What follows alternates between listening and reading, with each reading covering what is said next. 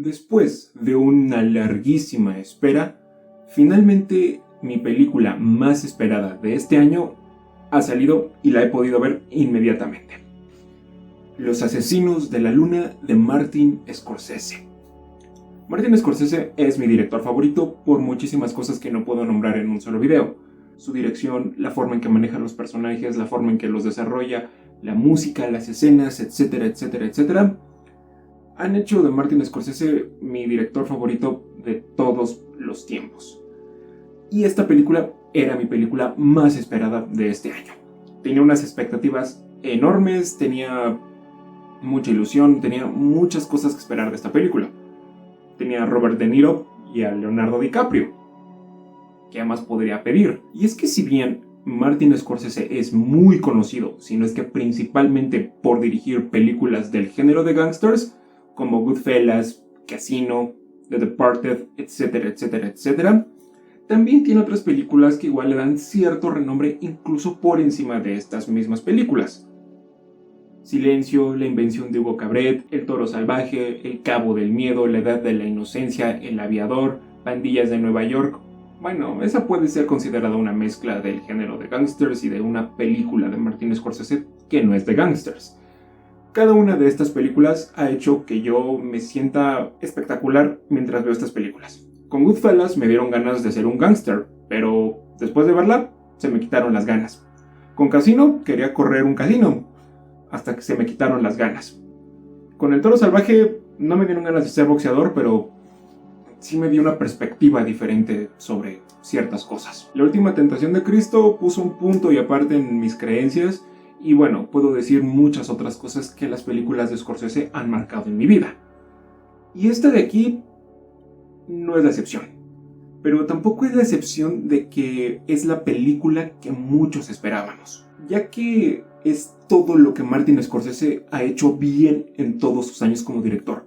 Y cuando digo que es todo lo bueno, es todo. Esta película está basada en una novela de David Grann, Killers of the Flying Moon, por su título en inglés, que igualmente está basada en una historia real. Scorsese nos vuelve a presentar una película basada en una historia real.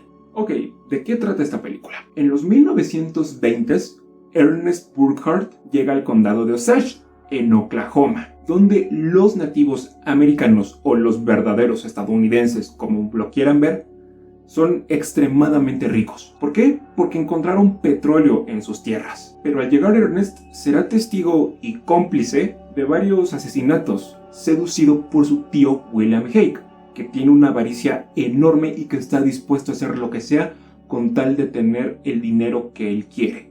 No importa que eso signifique desvivir a las personas más cercanas y que más han confiado en él a lo largo de toda su vida. Entrando en un juego donde la avaricia y los pocos escrúpulos dictaminan el día a día de este lugar.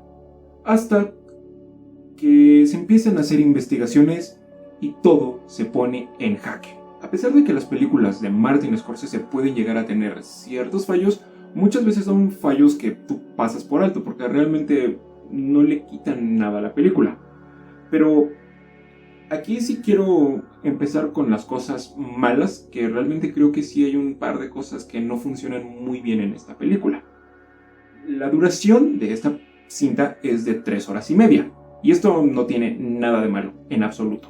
Ya hacía falta una película de esa duración en las salas de cine. El detalle con esto es que la primera hora y media es lentísima, abrumadora y un poco somnífera. Ojo, no quiere decir que sea mala, no, en absoluto. Pero cuando yo entré a la sala, me senté y empecé a ver la película, íbamos avanzando a un paso lento y seguro. Solamente que ya hubo un punto donde estaba un poco abrumado. En esta primera hora y media, hora 45, nos dedicamos a conocer a los personajes. Quiénes son, qué hacen ahí, por qué están ahí, cómo son, por qué son así. Ciertas cosas que son importantes para su desarrollo y para el de la historia. Nos dedicamos a conocer cómo es que funcionó esto. Cómo es que los desvivimientos fueron ocurriendo poco a poco, las implicaciones tanto éticas, morales, sociales y culturales que esto conllevó para estas tribus. Y sí es pesado, sí es lento. Yo dije, ok, llevo un buen tramo de la película. revisaba mi teléfono y decía, no puede ser, llevo 40 minutos, me faltan otras 2 horas y 50 minutos. Pero dije, ok, le voy a tener paciencia, voy a dedicarle mi atención 100% a la película. Y sí me costó avanzar esa hora y media, porque sí es bastante lenta y sí es pesada, porque sí nos dedicamos a explorar muchas cosas a detalle. Y lo hacemos a gran detalle, sin omitir absolutamente nada. Y eso es lo que precisamente hace complicada la primera hora y media u hora 40. Puede que muchos piensen que Scorsese nos ha estado contando la misma película desde ya hace varias películas atrás. El Irlandés, Silencio, Lobo de Wall Street, The Departed, etcétera, etcétera. Y sí, pero no. La primera parte de la película, las primeras 2 horas, es algo completamente diferente a lo que Scorsese ya nos tenía acostumbrados. No era la típica película que Scorsese nos contaba. Había ciertos cambios, había cosas nuevas dentro del estilo de este director. Pero poco a poco, conforme vamos avanzando y esas cosas que son muy habituales en el estilo de Martin Scorsese, como la traición, los juicios, las pérdidas, la transfiguración del personaje principal hasta un punto bajísimo donde él ya ni siquiera se reconoce, relucen después de las primeras 2 horas. El detalle es que es precisamente a la primera parte de la película que hace que estas cosas a las que Scorsese ya nos tenía habituados se sientan diferentes y se sientan un poco más dolorosas. Por otra parte, creo que sí hay ciertas cosas desperdiciadas o que no tuvieron el peso que necesitaban en esta película. Brendan Fraser, si ustedes esperan que aparezca desde el principio, les tengo que anticipar que no es así. Brendan Fraser yo creo que aparece unos 20, 15 minutos más o menos en toda la película y es magnífico, es espléndido. Pero si dices, ok, ¿se pudo hacer un poquito más con Brendan Fraser? Sí, no sé, pero aparece y se luce. Lo mismo con otros elementos, por ejemplo, los Osage. A pesar de que son el motor, la rueda de esta historia y la razón por la que exista, creo que muchas veces solamente vemos muy poco de ellos y nos enfocamos en los desvivimientos de ellos. Me hubiera gustado ver un poco más de su cultura, tanto de todos los personajes que tenemos y de nuestra principal actriz, Lily Gladstone. No me quejo, están bien, pero creo que sí hicieron falta un poco más de cositas con estos personajes y con esta cultura. Conocer un poco de ellos, sí lo vemos, pero faltó un poquito más de desarrollo en esos ámbitos. De ahí en fuera, es lo único malo. No afecta tanto si eres una persona que tiene la paciencia de sentarse y ver 3 horas y media sin parar una película. Sin problemas esta película. Pero si no, toma tus precauciones. Ahora sí, vamos con las cosas buenas. Leonardo DiCaprio es un actor de método. Ámalo u ódialo, es buen actor. Buenísimo. Y creo que sus mejores roles los tiene con Martin Scorsese. Sí, le robaron el Oscar en varias ocasiones, pero los premios Oscar ya no tienen criterio alguno en estos días. Ya prácticamente es pues a ver con qué nos van a salir. Me da igual que lo nominen o no. Simplemente tengo que decir que la actuación de Leonardo DiCaprio aquí es muy buena, es perfecta, es espléndida. Se luce con su rol de Ernest. Aunque eso sí, casi siempre tiene la misma cara de regañado, así como que de...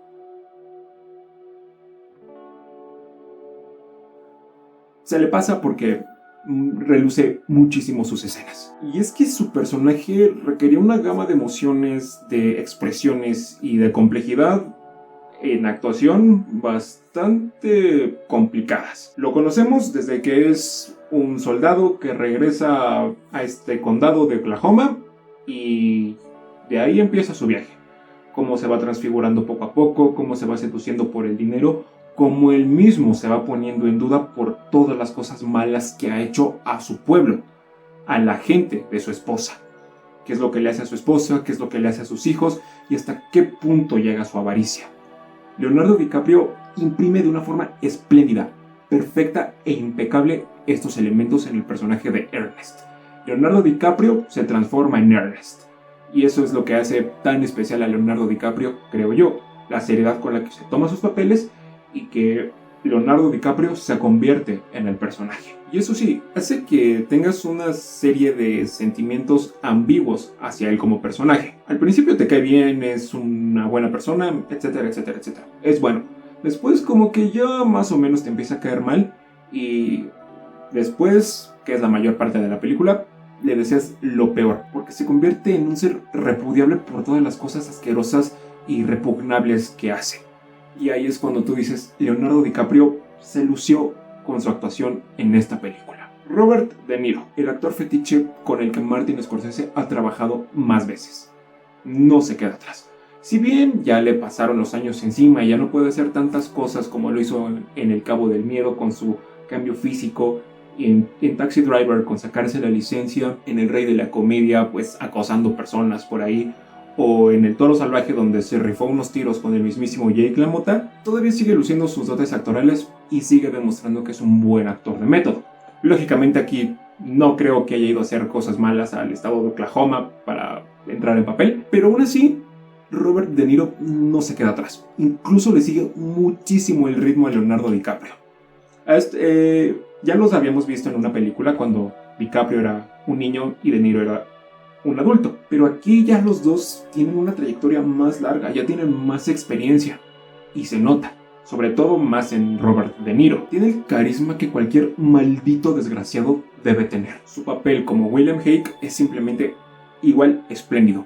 Pero a diferencia de Leonardo DiCaprio, él tiene un desarrollo un poco más oscuro y un poco más depravado. Lo conocemos ya desde que es un desgraciado malnacido, de eso no cabe duda.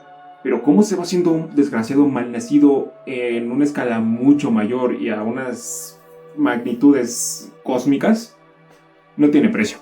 Y cómo Robert De Niro hace que se dé a desear, sea carismático y sea espléndido, no lo ignoras. Y tú simplemente dices, Robert De Niro es uno de los mejores actores que ha habido en todos los tiempos. Y también es muy bueno que regrese a trabajar con Martin Scorsese. En El Irlandés, muchos pensábamos que era su despedida, pero para nada. Aquí yo creo que nos dicen, todavía no me voy, aquí voy a estar y aquí voy a seguir un muy buen rato. Actúa hasta por los codos. La forma en que dice los diálogos, la forma en que hace sus expresiones, la forma en que mueve las manos, y ya saben, el típico gesto de no falta. Está ahí y es muy, muy bueno. También, su personaje es uno muy complejo, muy oscuro y muy repugnante por las cosas que hace. Y lo sabe imprimir de una forma bellísima. Y este sí lo odias desde que aparece y tú dices, hijo de tu maldito avaricioso. Pero como es Robert De Niro, dices, ok, dame más de este maldito avaricioso que quiero ver más de cómo se las va a ingeniar, cómo va a seguir sacándole provecho a la situación y qué es la siguiente cosa que va a hacer. Yo lo quiero ver. Lily Gladstone tampoco se queda atrás. Incluso yo digo que sobresale un poco más que nuestros dos actores principales, por una sola cosa. Su actuación no se basa en los diálogos, se basa más que nada en las expresiones, en las acciones. Cada vez que ella aparece, se luce de una forma que ustedes no se imaginan. Cada vez que está feliz, es la sonrisa más bella que puede haber y es la definición perfecta de felicidad. Pero cuando está triste, no, es 1000 veces mejor. No tiene tantos diálogos, les digo, se basa más que nada en sus expresiones, en sus gritos, en su dolor, en su rabia y en su ira. Su pueblo está siendo desvivido allá afuera y no puede hacer nada. No puede confiar en su esposo, no se siente seguro en su propia casa. ¿Qué más le queda? No puede hacer mucho. Y la forma en que Lily Gladstone plasma eso, no, es una belleza. Se me erizaba la piel cada vez que lloraba, cada vez que gemía de dolor, cada vez que gritaba de la impotencia, cada vez que el llanto se apoderaba de ella. Yo me quebraba y hacía que todo fuera más real, que todo se volviera más complicado, pero no en un mal sentido, complicado en un sentido para ella como personaje, porque no merece o no merecía sufrir tanto. Y la forma en que Lily Gladstone nos hace creer eso es imposible de ignorar. Cada vez que ella aparece, se roban las escenas. Y ni hablar de la química que tiene con Leonardo DiCaprio. Es bellísima, es espléndida. A veces se aman, a veces se odian y a veces los dos desconfían el uno del otro. Y cuando estos dos actorazos se juntan para que esto reluzca, no está para nada mal. Incluso yo digo que es excelente. que es perfecto y que no se va a hacer algo así en muchos años. Poco a poco vamos conociendo a los personajes de una forma lenta, segura y a un paso un poco abrumador. Y esto es especial, porque conocemos la avaricia de los personajes, la raíz de todo eso, la raíz de todos sus males. ¿Y qué es lo que los va a orillar a hacer? Conocer hombres con pocos escrúpulos no tiene precio. Y la clase de hombres desgraciados malvivientes que hay en esta película es un deleite conocerlos, conocer sus motivaciones, conocerlos como personas y como personajes. Para mí es bellísimo, para mí fue perfecto. Desde una persona que quiere adoptar a unos niños de sangre pura solamente para desvivirlos y cobrar un seguro, yo dije, preséntenme más de esto. Y sí lo vemos. El racismo, el odio, el resentimiento, el rencor, la impotencia, todo lo vemos en los personajes plasmado de una forma perfecta. Conocemos a todos, y escúchenme bien, a todos y a cada uno de los involucrados, ya sea de una forma un poco superficial, entre comillas, porque sí profundizamos en ellos, o de una forma ya tan profunda que sientes que conoces al personaje de toda la vida.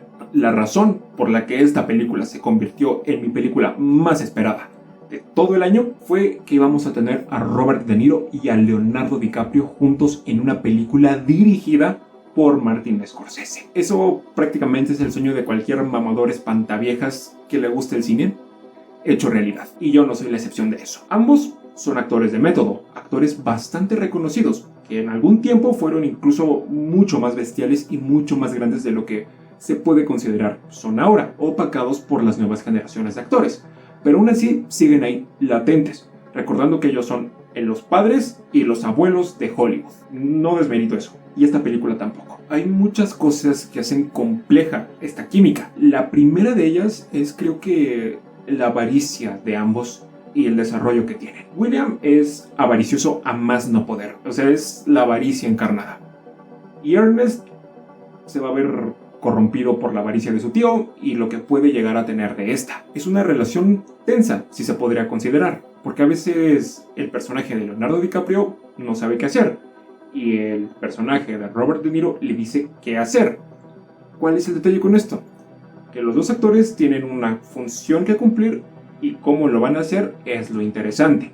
Y cuando vemos cómo es que ejecutan sus papeles, es una química exquisita, es una química perfecta que no pasas por alto.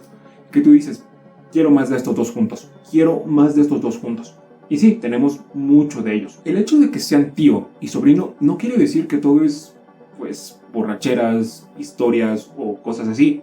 No, por momentos puede llegar a ser la relación más seria de toda la película, la que más se toma en serio y un poco la más compleja, porque son familiares y tienen a veces ciertas cosas en común, y eso no se deja de lado, pero igual a veces no se les olvida que son tío y sobrino y están ahí cuidándose el uno al otro sin ignorar que los dos están en riesgo de una forma u otra. Usando los diálogos, expresiones faciales, expresiones corporales, varios gestos con las manos, incluso varias formas en las que se llaman el uno al otro, relucen más la complejidad que hay detrás de su química. Y la forma en que lo hacen es... O sea, es como si tú y tu papá vieran una película de Martin Scorsese y los dos dijeran a la par, literalmente yo.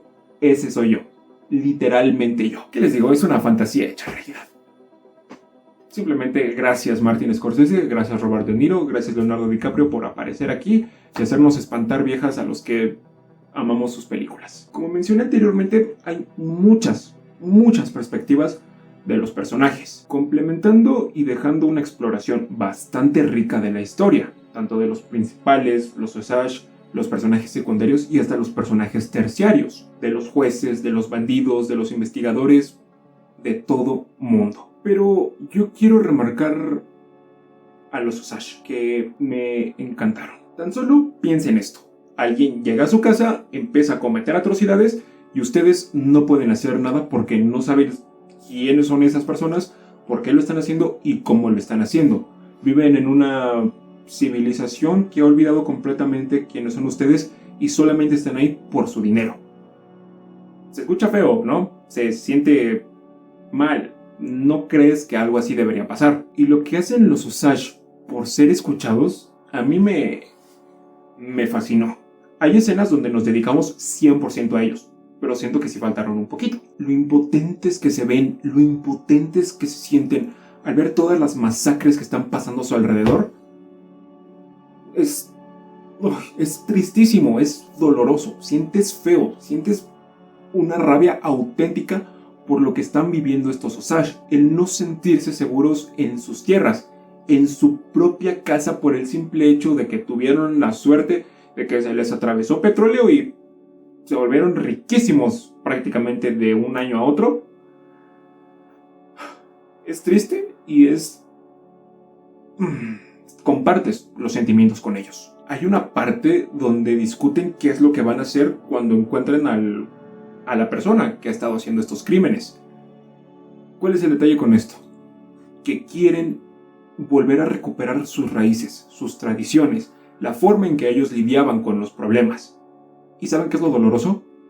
Que como están en una política, en una sociedad que no les va a permitir hacer eso, y en cuanto lo hagan los van a... se lo plantean mucho. Y ahí es cuando te duele más, porque vemos algo muy triste que sigue pasando a día de hoy. La ultrajación de la cultura. La ultrajación de las personas a las que de verdad les pertenece el suelo que estamos pisando. Las personas de Estados Unidos, los estadounidenses, no son las personas que estamos acostumbrados a ver. Son las personas que fueron masacradas, ultrajadas, que se hizo lo posible por extinguirlos. De ellos pertenece este suelo, de ellos pertenece esta tierra. Sí me puso a pensar en muchas cosas. La forma en que la tensión se va acumulando en toda la película es muy lenta, lentísima, abrumadora. Pero poco a poco va agarrando ritmo. Poco a poco va llegando al punto al que quiere llegar. Y en los puntos altos es cuando la película se vuela la barda. Es cuando tú dices, no quiero que acabe esto. Se vuelve adictiva, se vuelve emocionante y se vuelve sumamente encantadora, a tal punto que no quieres que acabe y que quieres volver a comprar un boleto para regresar a verla. Lástima que al otro día tenía escuela, si no, lo hubiera visto otra vez. Rodrigo Prieto es un mexicano que se ha hecho un renombre bastante grande en Hollywood por sus trabajos de fotografía. Sí, trabajó en Barbie, que creo que es su proyecto más rentable hasta la hora, junto con Greta Gerwig, pero no es el mejor. The Irishman, El Lobo de Wall Street, Silencio. Pero si yo tuviera que destacar un solo trabajo de Rodrigo Prieto, sería este. Es simplemente hermosa la fotografía que vemos. Es preciosísima. Cada encuadre resalta algo. Desde un atardecer, la perspectiva de unas flores a lo lejos, las explosiones, los desvivimientos, ciertos hombres alcoholizándose, jugando billar, las pláticas que pueden llegar a tener en un bayou descapotable. O sea, te tienen inmerso en la película. Tú simplemente te quedas así de... wow, esto se ve hermoso, esto es precioso. Y toda la película es así. Las 3 horas y media es una fotografía perfecta, con un encuadre muy peculiar que tú dices, wow, ¿cómo es que hicieron eso? ¿Y cómo es que se ve tan bien? Muchas veces asociamos a Scorsese con cosas oscuras, con cosas pues sin tanto color. Y aquí el color es vivo, es preciosísimo. Sobre todo cuando los Osage están en escena. Por sus vestimentas, por sus tradiciones, por la forma en que se pintan, por sus casas o cuando están en alguna ceremonia. O sea, reluce. Sobre todo el principio, la escena de apertura y la escena final creo que son de las mejorcitas de la película.